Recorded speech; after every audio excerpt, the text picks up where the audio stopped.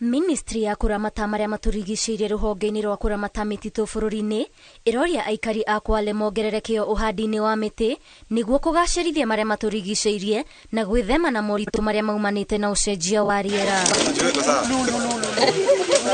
Kũringana na mwandĩki wa ruhonge rwa mĩtitũ Gitonga Mugambi, augĩte ndereti ya gũthondeka watho wa kuramata mĩtĩ ĩrĩa ĩkũraga hũgũrũrũ-inĩ cia iria no ĩrathiĩ na mbere nĩguo gũthondeka mĩtaratara ya kuhanda na kugetha mĩtĩ ĩno. Tutakuwa na ile tunaita Elevation of the Forest Act.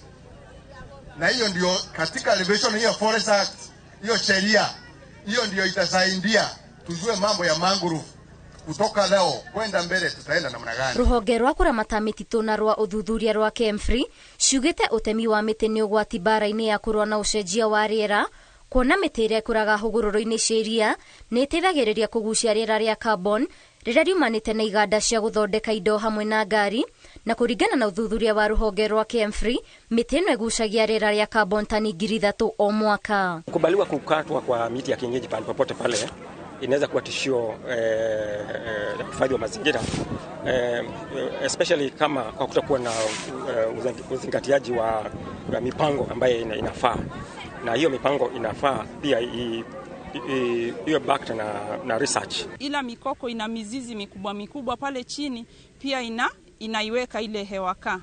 Kwa hiyo kuna hesabu ambayo tunaweza tukaifanya, tukakadiria mikoko fulani inaweza ikaweka hewa kaa kiasi fulani, na tunajua kwamba hii hewa kaa ndio inasababisha mabadiliko tabia nchi. Makiari igongona-inĩ rĩa kuhanda mĩtĩ 5,000 itũũra-inĩ rĩa Mwenjeni Lungalunga kaunti-inĩ ya Kwale, atongoria aya nĩ mendekithĩtie thirikari kũhũra njeki mũbango ũyũ kuona nĩ ũguni kũrĩ aikari arĩa makuhĩrĩirie hũgũrũrũ cia iria. Tumeweka pesa ya kununua miche kutoka kwa wale wakulima wetu.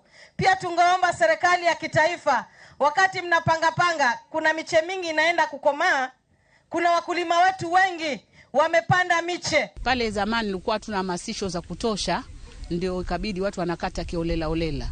Lakini baada ya kujajua kwamba mikoko ina faida kwetu sisi, ndio tukabidi tuwe tunanganga, tunajiandikisha kwa wingi na kuhamasishana kwa wingi ili tuhifadhi mazingira yetu yawe bora zaidi. Ngirifotere Inoro TV, Jitagwo Waithira wa Ndwati.